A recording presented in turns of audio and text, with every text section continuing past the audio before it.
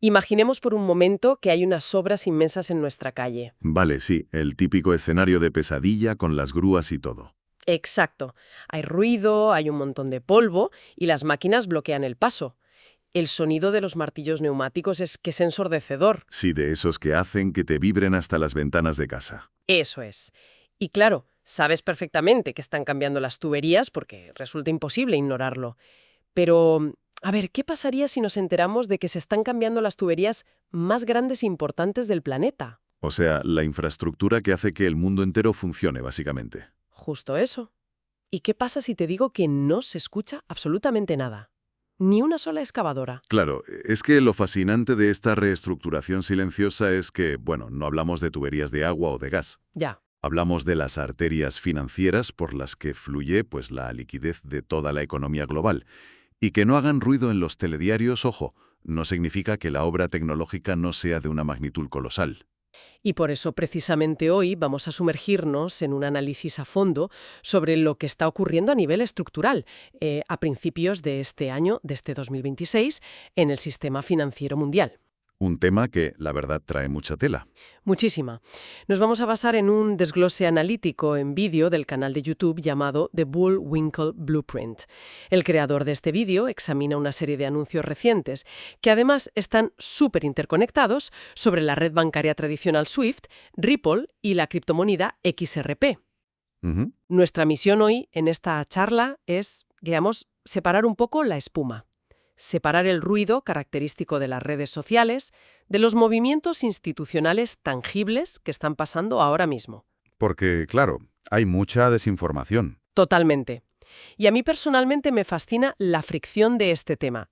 Ver colisionar la inmensa burocracia de la banca tradicional con la arquitectura del mundo cripto nos obliga a replantearnos cómo se va a mover el valor en la próxima década. Sí, y si analizamos detenidamente esta fuente, el detalle revelador que marca esta colisión no está solo en los comunicados de prensa. ¿Ah, no? ¿Y dónde está? Pues fíjate, está en un cambio de vocabulario institucional muy específico. Las grandes corporaciones financieras han dejado atrás esa fase de relaciones públicas donde decían que estaban explorando la tecnología blockchain. Claro, el típico estamos investigando a ver qué pasa. Exacto. Pues ahora afirman categóricamente que están construyendo sobre ella y desplegando redes operativas. O sea, ese simple cambio de verbo altera por completo el panorama para quienes nos escuchan. Es que pasar de la teoría a la práctica lo cambia todo, estoy segura. Y bueno, para entender este choque, yo creo que deberíamos mirar a la mayor institución financiera que se menciona en nuestra fuente, que es SWIFT. La gran bestia del sistema bancario, sí. Eso es. Creo que casi toda nuestra audiencia conoce SWIFT como la columna vertebral de la mensajería bancaria. Procesan, ojo a la cifra, 42 millones de mensajes al día. Es una barbaridad. Y mueven unos 5 billones de dólares diarios. Pero a ver, la clave aquí es recordar su principal limitación. SWIFT envía mensajes, no liquidan el dinero de forma instantánea. Ese es el gran cuello de botella histórico, sí. Claro. Y según el vídeo que estamos analizando, el director de innovación, el CEO de SWIFT, Tom Sag, anunció en una cumbre reciente que están construyendo una capa blockchain directamente sobre su red existente. Y el concepto técnico fundamental que introdujo este hombre, Sag, en ese anuncio es la componibilidad. Vale, explícanos un poco eso porque suena muy técnico. A ver, es más sencillo de lo que parece. No están creando una blockchain aislada para competir con el resto del mundo cripto. Quieren que los 11.500 bancos que ya están en su red puedan enrutar depósitos tokenizados, monedas estables o stablecoins y las CBDCs, que son las monedas digitales de los bancos centrales. Ajá. Todo a través de la infraestructura en la que esos bancos ya confían plenamente. Exacto. Eso es la componibilidad. Significa que SWIFT actúa como una especie de capa de traducción. Se conectan a blockchains, tanto públicas como privadas, para que distintos tipos de activos digitales puedan interactuar sin fricción. Me entiendo. El creador del vídeo, de hecho, interpreta este movimiento afirmando que SWIFT está, cito textualmente, ondeando la bandera blanca, como admitiendo que los activos tokenizados son el futuro y que necesitan meterse en la tecnología blockchain para no volverse irrelevantes. Una postura bastante contundente. Sí, o sea, a mí esto me suena como si el servicio de correos tradicional de repente anunciara que va a construir los servidores de correo electrónico más grandes del mundo porque se han dado cuenta de que las cartas de papel ya no dan para más. Es una muy buena analogía, la verdad. Pero te planteo esto, ¿es realmente una rendición, como dice el vídeo, o es más bien la adaptación depredadora más inteligente que podrían hacer para proteger su monopolio? Pues a ver, si examinamos la mecánica de su estrategia, yo estoy convencido de que es claramente una evolución por supervivencia. Quieren mantener su estatus. Lógico, nadie quiere perder ese pastel. Claro, Swift es perfectamente consciente de que construir y mantener cada nueva red descentralizada que sale al mercado sería tecnológicamente ineficiente y carísimo.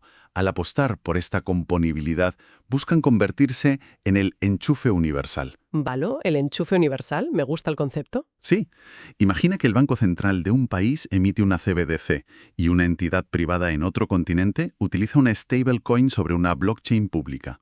Bueno, pues Swift quiere ser ese intermediario indispensable que traduzca y valide esa transacción. Esos 5 billones de dólares diarios por sus tuberías. Exactamente, ni más ni menos. Bueno, pues si Swift está construyendo esta inmensa autopista de enrutamiento y, digamos, cobrando los peajes, la fuente señala un movimiento sincronizado que ocurre apenas una semana después del anuncio de Chachik. El tema de Túnez, ¿verdad? Eso es, la integración de la empresa de tecnología financiera Túnez.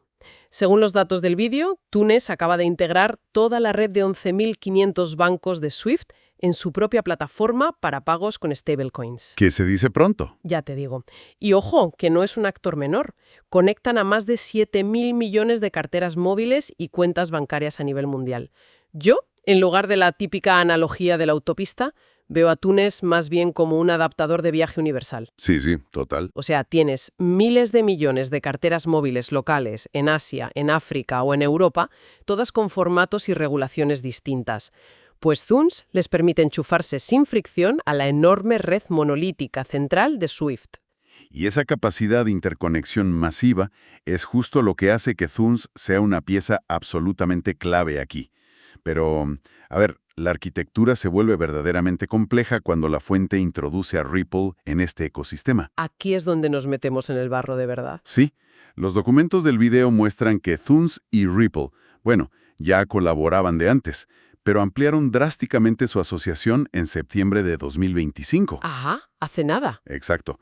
Lo hicieron para integrar RLUSD, que es la stablecoin de Ripple, junto con la infraestructura de liquidez que utiliza XRP en 130 países. Madre mía. Así que, a principios de este 2026, resulta que miles de bancos pueden acceder a los productos de liquidez de Ripple a través del nuevo libro mayor compartido de Swift, y todo usando a Túnez como conducto. Espera, vamos a detenernos un segundo en la mecánica de esto, porque aquí es donde la arquitectura se vuelve bastante densa. Vale, dime. La fuente menciona la integración de RLUSD, que hemos dicho que es una stablecoin, pero a la vez alaba a la criptomoneda XRP como el activo puente definitivo. ¿Cómo coexisten exactamente ambas cosas en este ecosistema sin canibalizarse? A primera vista, la verdad, parece que Ripple está creando dos soluciones redundantes para lo mismo. Ya, es una aparente contradicción, pero se resuelve al entender los distintos tipos de fricción financiera. A ver, RLUSD y XRP cumplen funciones mecánicas completamente distintas en lo que es la liquidación transfronteriza. Vale, explícame eso de las funciones distintas. Pues una stablecoin como RLUSD está diseñada para la transferencia de valor estable, donde las instituciones exigen que haya cero volatilidad. Lógico, quieren saber que si envían 100, llegan 100. Exacto. Es muy útil en corredores financieros altamente líquidos. Por ejemplo, donde el cambio entre dos monedas fiduciarias fuertes como el euro y el dólar ya es bastante eficiente de por sí. Entendido. ¿Y dónde entra XRP entonces? Por el contrario, XRP actúa como el puente universal y neutral para corredores exóticos o ilíquidos. Imagina que un banco necesita enviar pesos mexicanos y el receptor necesita bahts tailandeses. Claro, no creo que haya un mercado directo enorme para cambiar pesos por bahts así como así. Exactamente, no existe un mercado directo profundo para ese par. Entonces, XRP entra en la ecuación mediante la liquidez bajo demanda de Ripple.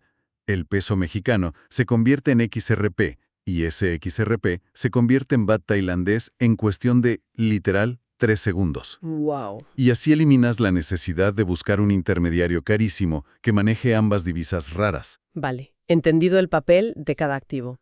Pero, mira, voy a hacer de abogada del diablo frente a la premisa principal de este vídeo de YouTube. Dispara. Si Swift ya está creando su propio libro mayor, con tecnología blockchain, para enrutar las CBDCs y las stablecoins, y ya tiene a sus 11.500 bancos conectados, vamos a ver, ¿para qué demonios necesitan a Ripple o a XRP metidos en la ecuación?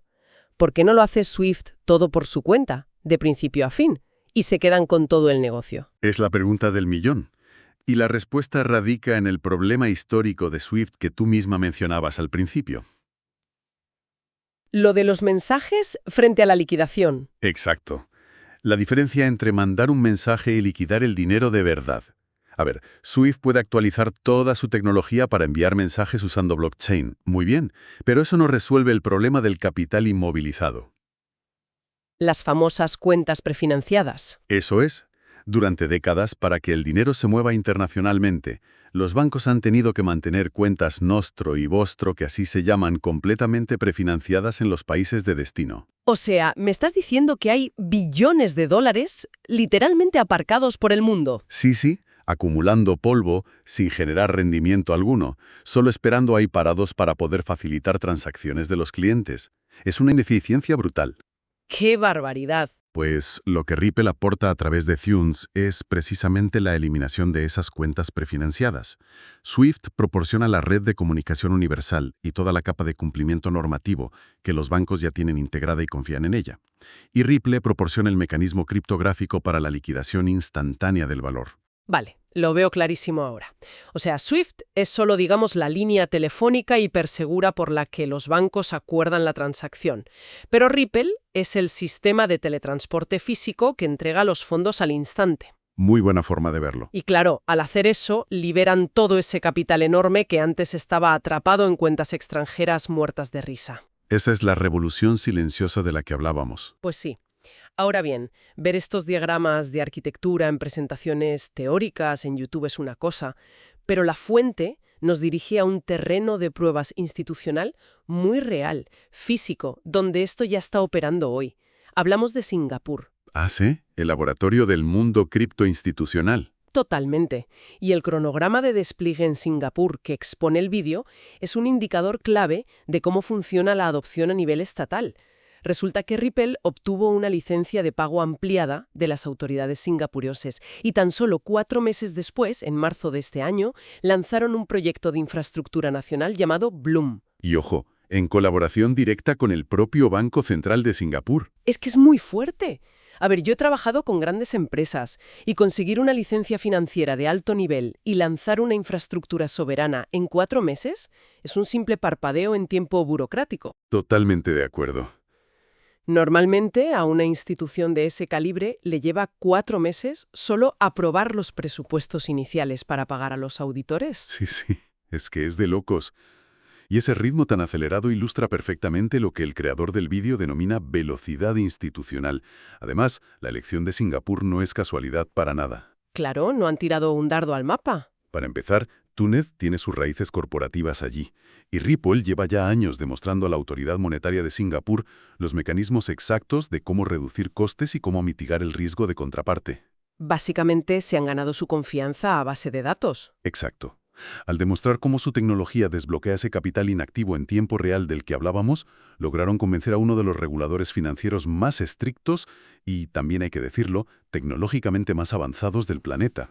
El vídeo, de hecho, describe a Singapur como la puerta de entrada definitiva a la banca asiática y el principal entorno de pruebas mundial para las monedas digitales de bancos centrales, las CBDCs, que a efectos de esta red funcionan con unas mecánicas bastante similares a las stablecoins privadas. Ajá, así es. Entonces, considerando que Tom Smuts hablaba específicamente de que Swift quiere enrutar CBDCs, te pregunto, ¿es el proyecto Bloom esta prueba de concepto a escala real que el resto del sistema bancario mundial está observando con lupa? O sea, desde Frankfurt hasta Nueva York están esperando a ver si esto no explota antes de integrarlo en su día a día. Sin ningún lugar a dudas. En el sector de la infraestructura financiera global, ninguna gran potencia quiere ser la primera en asumir el riesgo técnico. Claro, nadie quiere ser el conejillo de Indias, si algo sale mal. Eso es. Reemplazar sistemas heredados da mucho vértigo. Pero a la vez, ninguna quiere quedarse fuera cuando se establece un nuevo estándar de eficiencia que ahorra billones. Singapur actúa como el laboratorio perfecto para todos ellos. ¿Por qué Singapur exactamente y no, yo qué sé, Londres? Porque es altamente regulado, económicamente denso y hay una voluntad política real de innovar. Si esta infraestructura tripartita de SWIFT, Cunes y Ripple logra enrutar y liquidar CBDCs bajo el escrutinio del Banco Central de Singapur y sin fallos de seguridad, Que no es poco. que no es poco, exacto. Si lo logran, se convierte automáticamente en el modelo de referencia auditable para el resto de los bancos centrales del mundo. Es el sello de aprobación definitivo. Y fíjate, mientras las grandes instituciones orquestan este nivel de integración a puerta cerrada, moviendo los cimientos de las finanzas globales, la fuente que estamos analizando destaca una desconexión pero brutal con lo que ocurre simultáneamente en las trincheras de Internet. La dicotomía entre el mundo real y Twitter. Tal cual. El análisis aborda cómo el inversor minorista parece estar mirando hacia otro lado completamente distinto. Y lo ilustra con una controversia reciente en la red social X, lo que antes era Twitter. Una disputa entre el propio creador del vídeo y David Schwartz, que es un alto ejecutivo de Ripple. Sí, es un episodio que, la verdad, refleja perfectamente el estado de la narrativa pública frente a la verdadera ingeniería financiera. Muestra claramente en qué está invirtiendo su tiempo y su atención el mercado minorista, el ciudadano de a pie. Y vamos a relatar los hechos manteniendo una neutralidad estricta sobre el fondo del debate, porque la verdad es que nosotros no tomamos partido. Lo relevante para nuestra audiencia aquí es la mecánica de la discusión. Claro, el contexto. Eso es. Resulta que el youtuber publicó un mensaje afirmando que Schwartz había confirmado oficialmente que los contratos de XRP preasignados son reales. Y David Schwartz le respondió directamente con una negación rotunda, diciendo algo así como: tienes razón en una cosa, absolutamente nunca dije eso. Un corte bastante directo. Muy directo. Y a ver, para entender el origen de este conflicto entre los dos, el youtuber basa su argumento en un mensaje de octubre de 2025 donde Schwartz explicaba un mecanismo financiero interno de la empresa Ripple. Sí, el tema del escrow. Exacto. Schwartz indicó que la compañía podría vender el derecho a recibir tokens que actualmente están bloqueados criptográficamente en su depósito, en garantía, el famoso escrow de Ripple. Pero la condición técnica ineludible es que esos tokens no pueden entrar en circulación en el mercado secundario hasta que el contrato inteligente alcance la fecha oficial de liberación. Y ahí es donde entra la interpretación semántica. Justo. El creador del vídeo argumenta que, a nivel semántico, vender derechos hoy sobre activos que están bloqueados equivale a una preasignación. Claro, para visualizar la mecánica de lo que debatían, es como si compararas un contrato de futuros sobre una cosecha de trigo que aún no ha crecido. Exacto. Eres el dueño legal del derecho a ese trigo futuro, el contrato está a tu nombre y todo. Sí, pero físicamente a día de hoy no puedes hacer pan con él, porque ese trigo no existe en el mercado físico circulante. En Twitter, Lo que la fuente subraya y nos parece vital es cómo reacciona la estructura del mercado ante todo esto. y el vídeo señala algo súper interesante sobre los gráficos de precios. Dice que el precio del activo XRP lleva en una fase de consolidación lateral durante unos 8 meses. Lo que suele aburrir bastante a los inversores pequeños, la verdad. Sí, se desesperan.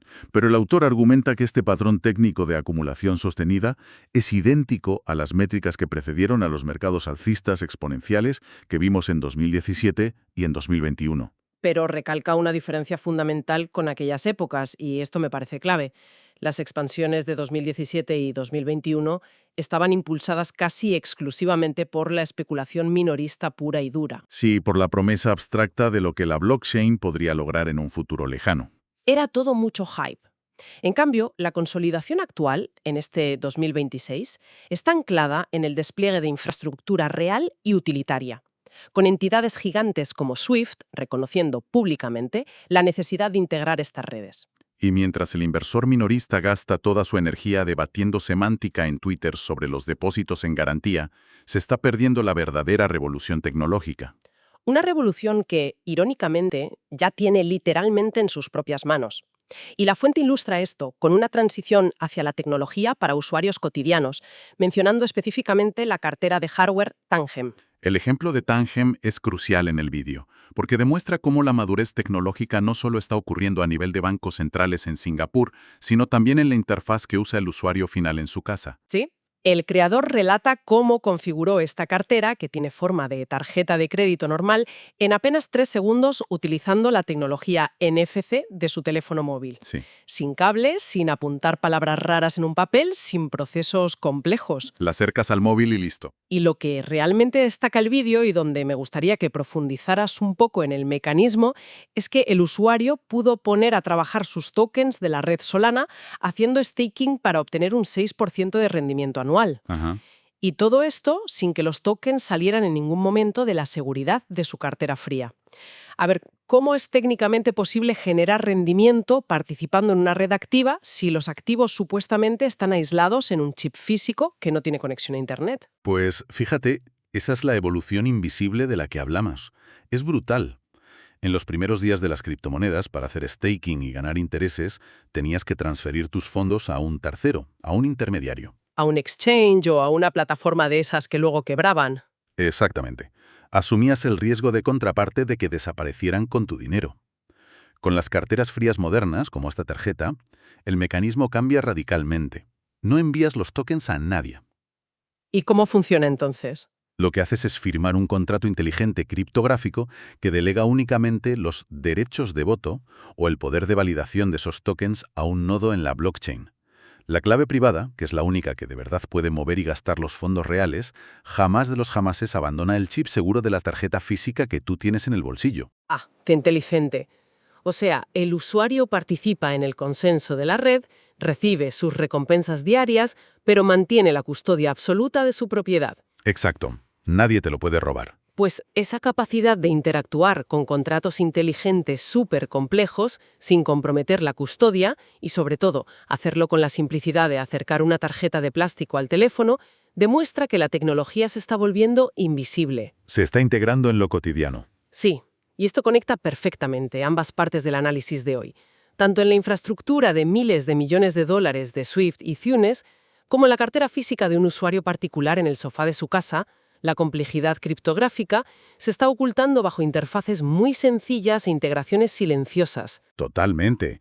Y es que el ruido constante en Internet suele centrarse en el drama, en las disputas de las redes sociales y en si el precio sube o baja un 2% hoy. Que a la larga es ruido puro. Es puro ruido. Pero el momento verdaderamente crítico en la historia de la infraestructura financiera no ocurre cuando las instituciones emiten comunicados de prensa supergrandilocuentes prometiendo disrupciones para dentro de 10 años. Ocurre precisamente ahora. Eso es. Cuando entidades monolíticas como SWIFT, redes globales de pagos como Túnez y proveedores de liquidez criptográfica como Ripple entrelazan silenciosamente sus protocolos técnicos en los sistemas de producción que ya procesan billones de dólares diarios. O sea, la adopción real es aburrida, técnica y metódica. Y para cerrar nuestro análisis a fondo de hoy, me gustaría dejar a quienes nos escuchan con una idea que expande bastante las implicaciones de estas fuentes. Algo para que cualquiera reflexione por su cuenta, más allá de los gráficos y los mercados. A ver, cuenta. Si infraestructuras titánicas están logrando integrar libros mayores descentralizados y activos digitales de una forma tan profunda en su núcleo operativo para liquidar pagos internacionales, yo me pregunto, ¿llegará el punto en el que el ciudadano medio utilice contratos inteligentes todos y cada uno de los días, simplemente al pagar un café en la panadería o al recibir su nómina, sin tener la más mínima idea de qué lo está haciendo? Es una reflexión muy buena. Es que quizás el verdadero triunfo definitivo de la tecnología blockchain no sea que estemos constantemente debatiendo sobre ella en Twitter o en foros, sino que termine volviéndose tan invisible y tan absolutamente esencial como el protocolo TCP/IP que hace funcionar Internet. Claro, al final dejamos de pensar en los protocolos de Internet el día que las páginas web empezaron a cargar rápido. Y con el dinero pasará igual. Exacto. Sigan cuestionando los mecanismos ocultos que hacen funcionar el mundo bajo la superficie. Ha sido un placer acompañarles hoy. Nos vemos en el próximo análisis.